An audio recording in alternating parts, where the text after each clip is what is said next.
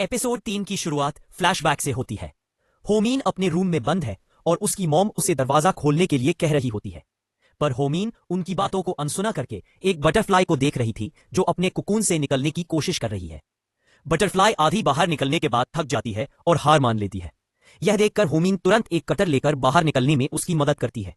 जैसे ही butterfly cocoon से आजाद होकर उड़ती है तो होमीन को बहुत खुशी मिलती है, पर थोड़ी देर बाद ही वह नीचे जमीन पर गिर जाती है और उसकी सांसें भी थम जाती हैं। यह देखकर होमीन का दिल भी टूट जाता है। आगे होमीन को उसकी मॉम के साथ अस्पताल में दिखाया जाता है और डॉक्टर बताती है कि इसे साइकोजेनिक डिस्लेक्सिया है, मतलब कि चीजों को देखकर समझने वाला दिमाग का हिस्सा डैमेज हो गया है।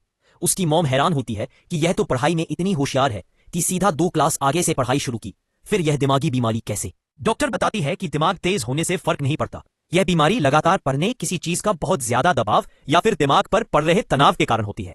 कहानी प्रेजेंट में आती है और शहर में कहीं 3 दोस्तों को दिखाया जाता है जो एक ही कंपनी में काम करते हैं। उनमें से एक कॉफी लेकर आता है और कहता है, दियो इसे पीकर देख। दियो कहता है, यही तो पी रहा हूं। दोस्त कहता है, एक बार पी के तो देख, और वह एक घुट मार के कहता है, यह तो सच में कमाल है। दोस्त कहता है, यह कॉफी नहीं आयरिश कॉफी है, और वह हंसते हुए पूरी घूंट तक जाता है। अब दियो अपने दोस्तों को बाय बोलकर निकल जाता है। उसके जाते ही तीसरा दोस्त पूछता है कि यह आयरिश कॉफी है क्या? तो वह बताने लगता है कि उसकी डॉक्टर ने उसे एक बार यह कॉफी पिलाई थी, उसे बहुत पसंद आई क्योंकि वह लोग इसमें विस्की मिलाते हैं, तो आज उसने नॉर्मल कॉफी में विस्की मिलाकर आयरिश कॉफी बना दी। वहीं इधर दियो अपनी वैन लेकर जा रहा था और उसका सर घूमने लगा। तभी उसकी वैन के सामने एक बच्चा आता है और वह आंखें बंद करके ब्रेक मारता है। वैन रुक जाती है पर वह बच्चा सड़क पर पड़ा रो रहा था। उसकी मॉम दौड़कर आती है और चिल्लाते हुए वह भी जोर जोर से रोने लग जाती है। दियो डर जाता है कि उसने यह क्या कर दिया, और बच्चे की मॉम चुप होने का नाम ही नहीं लेती। वह उसे बुरा भला कहती है। दियो तुरंत पुलिस को कॉल करके बताता है कि उसने एक बच्चे को टक्कर मार दी है। एम्बुलेंस आकर बच्चे को ले जाती है। पुलिस वाला दियो को फूंक मारने के लिए कहता है और बीएससी टेस्ट का रिजल्ट देखकर चौंकते हुए कहता है, ये क्या तुमने शराब पी रखी है? यह सुनकर तो खुद दियो भी शौक में था। वह कहता है, मैंने शराब नहीं पी, पर पुलिस वाला उसकी एक नहीं सुनता और कहता है कि शराब पीकर ड्राइविंग करने के लिए गिरफ्तार तो करना होगा। तुम्हें जो भी कहना है पुलिस स्टेशन में जाकर कहना। वहीं डॉक्टर उस बच्चे की एमआरआई करके दंग रह जाता है। अगले दिन वह उस बच्चे की मॉम से मिलता है जो काफी परेशान थी और बार बार पूछ रही थी कि मेरा मिंगू ठीक तो हो जाएगा ना? डॉक्टर कहता है, दरअसल बात यह है कि बच्चे के शरीर पर कोई भी चोट के निशान नहीं है। मुझे तो लगता है कि इसकी वेन से टक्कर हुई ही नहीं है। यह सुनकर उसकी मॉम चौंक जाती है और कहती है, फिर ये अपने पैर क्यों नहीं हिला पा रहा? डॉक्टर कहता है, अजीब बात तो यह है कि बच्चे की बॉडी के अंदर वैसे ही डैमेज हुआ है जो किसी बड़े एक्सीडेंट के बाद होता है, पर बाहर इसे कोई लक्षण नहीं है। तभी बच्चे की मॉम के पास पुलिस का कॉल आता है जो बताते हैं कि कैमरा फुटेज चेक करने से पता चला है कि बच्चे की वैन के साथ टक्कर हुई ही नहीं है।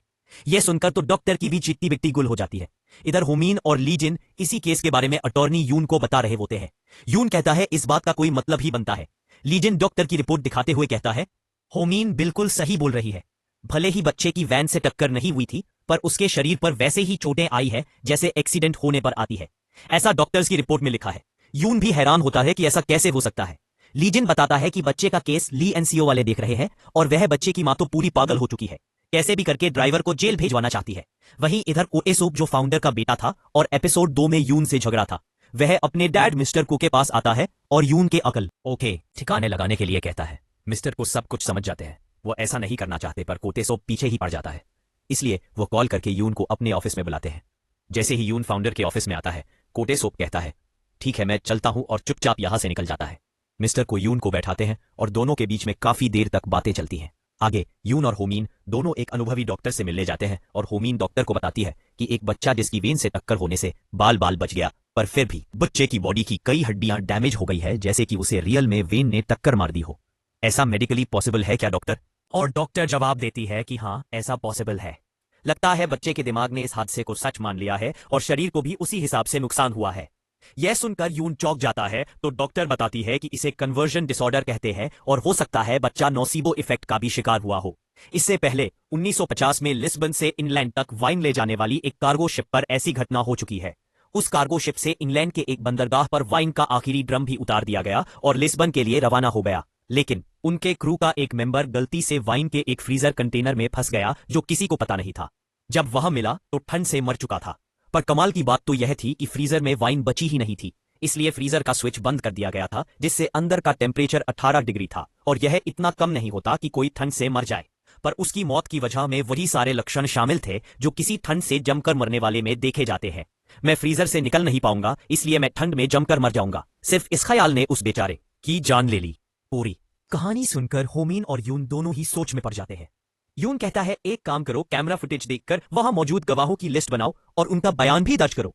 आगे होमीन जाकर हादसे के दौरान जो लोग वहां मौजूद थे उनसे पूछताछ करती है तो पता चलता है कि बच्चे की मां ने ओवर रिएक्ट किया था, जिसके चलते सबको लगा कि सच में वेन ने बच्चे को टक्कर मारी है। अगली सुबह ऑफिस में आलम की आवाज सुनकर हियो नींद से जागता है और टाइम देखते ही उसकी चीती बिट्टी गुल हो जाती है। जल्दी से होमीन को उठाने की कोशिश करता है। वहीं बेंच पर अखबार उठाकर सोई थी। होमीन आधी नींद में होती है और जब सुनती है कि यून सर के साथ मीटिंग है तो बेचारी जैसी हालत में थी वैसे ही दौड़कर मीटिंग में चली जाती है। अटॉर्नी यून उसके चेहरे को देखकर कहती है, तुम्हारे यहाँ पे दाढ़ी आई है क्या? और ली जिन उसके चेहरे पर लगी अखबार की न्यूज पढ़ता है जिसमें लिखा था कि नए रिक्रूट भारी तादाद में वर्क लाइफ बैलेंस की तलाश में लो फर्म छोड़ रहे हैं। भले ही कम सैलरी मिल रही हो पर इन हाउस लॉयर बनके खुश है। और वह कहता है, तुम्हें काल पर छापने के लिए यही खबर मिली थी क्या? होमीन को तो कुछ समझ नहीं आ रहा था कि ये लोग क्या बोल रहे हैं। तभी चॉई दबी आवाज में कहती है कि तुम रात में अखबार पर सोई थी क्या? तुम्हारे गाल पर न्यूज प्रिंट हो गई है। यह सुनकर होमीन जल्दी से अपने गाल को साफ करने की कोशिश करती है। सब लोग उसे देखकर अंदर ही अंदर मुस्कुरा रहे थे पर उसे कोई फर्क नहीं पड़ता। वह तो धूप लगाकर गाल को साफ करने लग जाती है। यह देखकर यून उसे अपनी रुमाल देता है जिससे वह कई हद तक गाल को साफ भी कर लेती है और रुमाल वापस यून को वापस देने लगती है, पर वह झिझक कर उसे रुमाल अपने पास ही रख लेने के लिए कहता है। ली जिन कहता है, पर एक बात बताओ, तुम दोनों सोए क्यों नहीं थे? इतना काम तो मैंने तुम्हें दिया ही नहीं था। और हियोन बताता है कि दोयुन सर ने उन्हें काम दिया था। ली जिन पूछता है, पर तुमने मुझे क्यों नहीं बताया? तो होमीन कहती है, क्योंकि वो मिस्टर को के केस से जुड़ा संगीन मामला है। तो पिछली बार की तरह हम लोग किसी झगड़े की वजह नहीं बनना चाहते थे। अटॉर्नी यून कहती है, पर मिस्टर को का केस तो पिछले हफ्ते ही क्लोज हो गया। ये सुनकर होमीन और हियोन तो दंग रह जाते हैं और लीजिन कहता है, इसका मतलब वो बदला ले रहा है। यून भी उनकी बातें सुन रहा था और वो कुछ सोचने के बाद कहता है, चलो मीटिंग शुरू करते हैं।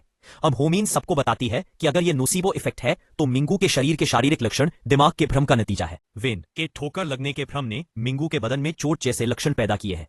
हादसे की कैमरा फुटेज को देखकर तो बच्चे की मां को लगा कि वेन की जोरदार टक्कर लगी है।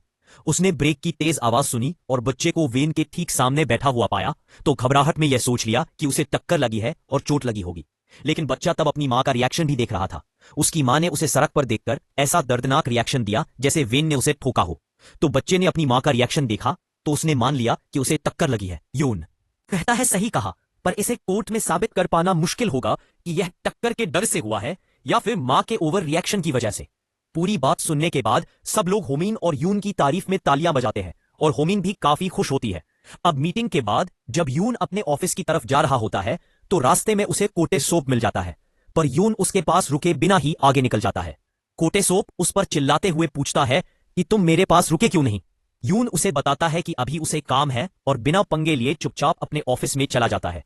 ली जिन पूछता है, कहीं सच में तुम्हें मिस्टर को ने ऑफिस में बुलाकर डांटा तो नहीं था? और यून कहता है, नहीं, वह बात नहीं है। लीजिन कहता है, इस कोटे सोप ने तो हमारी बॉस नायोन को भी छोटी कंपनी में एसोसिएट बनाकर छोड़ दिया, जो बिना मिस्टर को की हेल्प के पॉसिबल नहीं है। मतलब कि मिस्टर को चाहे कितने भी ईमानदार क्यों ना बनते हो, उनके लिए खून के रिश्ते ही पहले आते हैं। इधर होमीन वॉशरूम में अपने चेहरे को साफ करके यून की उस रुमाल को सूंघती है और कहती है कितनी अच्छी खुशबू आ रही है। तभी उसके पास दोयून का कॉल आता है जो उसे अपने ऑफिस में बुला रहा था। वही यून अपने ऑफिस में बैठा मिस्टर को के साथ हुई मीटिंग को याद करता है जिसमें मिस्टर को उसे अपनी मैनेजिंग पार्टनर की पोस्ट सौंपना चाह रहे थे, क्योंकि वह अपनी उम्र को देखते हुए रिटायर्ड होकर एडवाइजर के पद को संभालना चाहते हैं। पर यून ने जवाब में कहा कि वह किसी डूबते जहाज का कप्तान नहीं बनेगा। मिस्टर को ने कहा, पर हमारी लो फर्म का रेवेन्यू तो पिछले साल के मुकाबले काफी बढ़ गया है। तो यून ने जवाब दिया कि यह दिए के बुझने से पहले की फड़फड़ाहट है।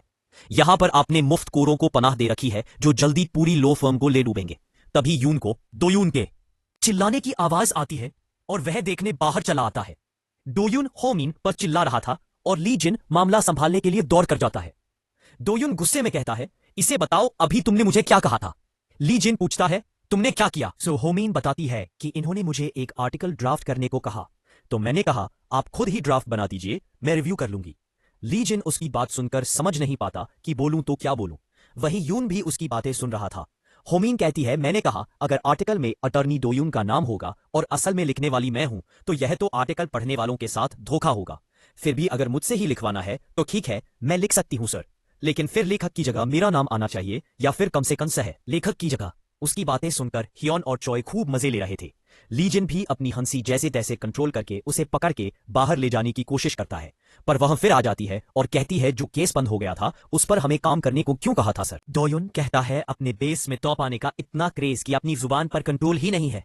होमीन कहती है देखिए सर, मैं यहाँ किसी मुफ्त कोर का नाम तो नहीं लूंगी, पर यह तो वर्क प्लेस पर हैरेसमेंट है। तभी यून आकर कहता है ली एनसीओ के साथ मीटिंग 2:30 बजे है ना, चलो हमें चलना होगा। और होमीन वहां से निकल जाती है। होमीन रास्ते में पूछती है कि लीजिन सर क्यों नहीं आए, तो यून बताता है कि इस केस को हम दोनों ही हैंडल करने